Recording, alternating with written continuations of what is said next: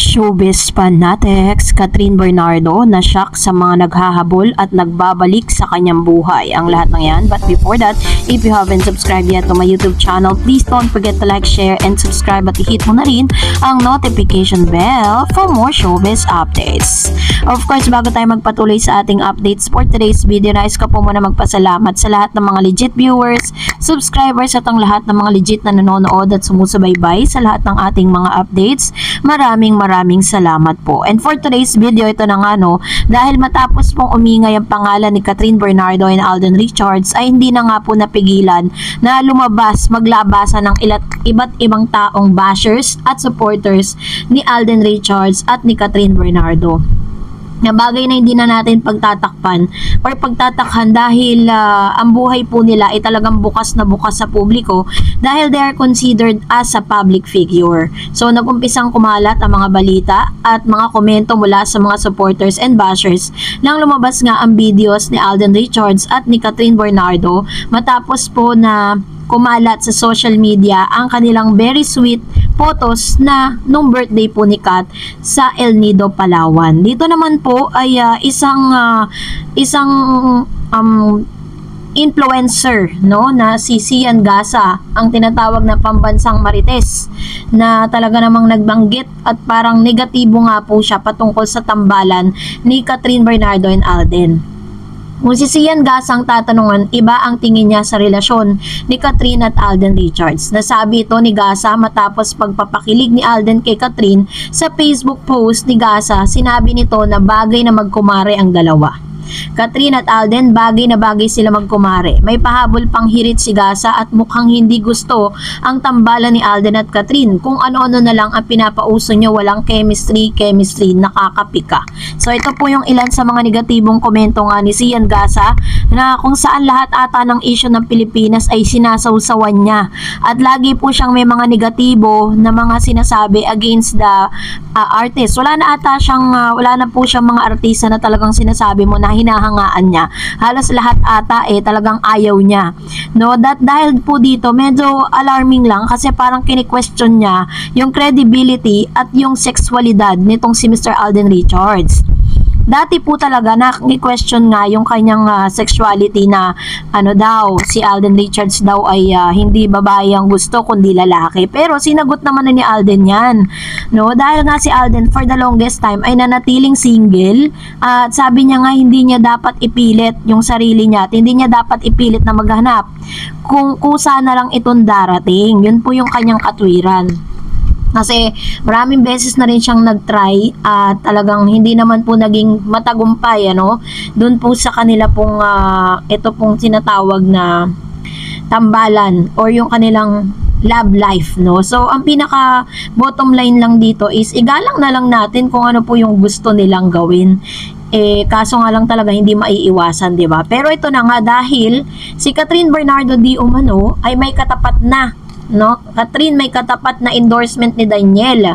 So, isa ito sa mga talaga namang nagpapagulat, Nagigirian na naman ng mga fan ni na Daniela Padilla at Catherine Bernardo. This time, endorsement ng ex-couple ang issue. Sabi ng mga fan ni Catherine, may katapat agad ang bagong endorsement ni Daniel dahil may bago rin si Catherine. Sabi pa nga ng tagahanga ni Catherine, may isa pang endorsement ng actress na darating. Sagot naman ng fan si Daniel, may mga susunod din na endorsements si Daniel kaya pareho na lang silang mag-abang. Speaking of Catherine, ginulat nito ang kanyang mga tagahanga sa suot na yellow two-piece swimsuit. Malayo ang kuha sa photo kaya blurred pero makikita ang kaseksihan ng actress. Sabi ng mga fans nito, freedom ang ibig sabihin ng larawan ni Catherine. Pati ang ibang suot nito sa mga larawan niya ay lumalabas na nakikita natin. So, kasi nga di ba pag mapapansin natin parang pag meron pong endorsement si Catherine, biglang lalabas din ang endorsement ni Daniel. Sinasabi nga ng ilan sa mga showbiz insiders na parang hindi raw di umano totoo na si Mr. Daniel Padilla ay laos na, dahil ang dami niya pong endorsement. Pero bukod pa dito, eto na nga, dahil nakakaloka to, marami po talagang nag-react sa balitang ito dahil nagsalita po itong si Mr. Paulo Abilino na bet niya di umanong makatrabaho si Catherine Bernardo. Sigaw po ng ilan sa mga Katden fans, dapat daw ay pumila si Paulo Abilino dito kay Catherine dahil ang dami pong nag-aabang kay Catherine na gusto siyang makatrabaho dahil alam naman natin na kahit sino pong i-partner kay Catherine talagang kumikita, no? Kaya naman ang sigaw ng mga Kim Pao, no? Kim and Paulo, sawa na daw di umano itong si Paulo Abilino kay Kim Chiu. Kung papipiliin daw ng katrabawang aktor na si Paulo Abilino, nais pa rin daw niyang makasama si Kim Chiu pero gusto rin na makawork si Catherine. Yung tanongin si Paulo sa media conference sa bago niyang na elevator kung sino ang gusto niya makawork, medyo matagal bago nakasagot ang aktor. So, naghiwayawan ang mga tao sa conference room at sumigaw ng Kim Chiu. Ngumiti si Paulo at sinabing si Kim na naman, why not? Gusto ko naman siya katrabaho. Dagdag pa niya na isa si Catherine sa mga gustong makatrabahong artista. Si Catherine, she's trying to transition into more mature roles. Baka maging bagay ako sa mga proyektong gagawin niya, sabi ni Paulo. Naku, siguradong maraming matutuwa na gustong makawork ni Paulo ang ex-girlfriend ni Daniel Padilla. So yun po yung ilan sa mga sinasabi po nila na talaga namang paano na raw ang Kim Pao, ano, dahil grabe po yung pagsuporta ng ilan sa mga supporters ng Kim Pao. Pero sabi naman ni Paulo, yun naman po ay plano pa lang, yun naman po ay suggestion lang.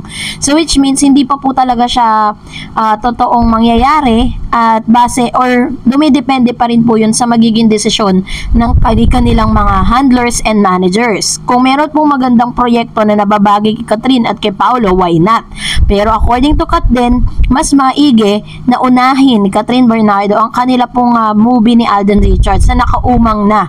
And confirm na this coming MMFF or Metro Manila Film Festival, ipapalabas ang movie nila ni Catherine. Kumbaga parang isasabak po yun. At sabi, Hello Love Goodbye Part 2 nagaganapin naman sa Canada. So yun po yung ilan sa mga good news na talagang inaantay ng marami, ano? Dahil ito po yung isa sa pinaka naaantay ng lahat na dapat nga soon talagang makagawa na po sila, 'di ba? And of course, ito naman si Jericho Rosales na pa-react lang din dahil sa labas dila ni Catherine Bernardo na photo sa Instagram. Pinagpiestahan ng mga marites at intrigerang reaksyon ni Jericho Rosales sa bagong post ni Catherine Bernardo sa kanyang Instagram. Nag-post si Catherine ng isang photo collage kasama ang kanyang fur baby at may isang picture na nakalabas pa ang dila ng kapamilya star. Nilagyan ito ng caption na My Baby. Ito ng momento mula sa kanyang celebrity friends, kabilang na nga si Jericho. Oh my God, sabi ni Echo. Ka-cute oy, saad naman ni Mayma Entrata. Hirit naman ng ilang netizen sa aktor, lalo na nang hahabulin mo Echo kay Alden. Ang laki nang hahabulin mo daw. Isang truck na nambigay ng bulaklak yun kay Kat, ikaw yata wala pa. May ibang kinilig sa pilit na paglilink ni Jericho kay Catherine, pero syempre may mga fanay na nagsasabing mas bagay ang dalaga kay Alden Richards. Well, kayo na ang husga.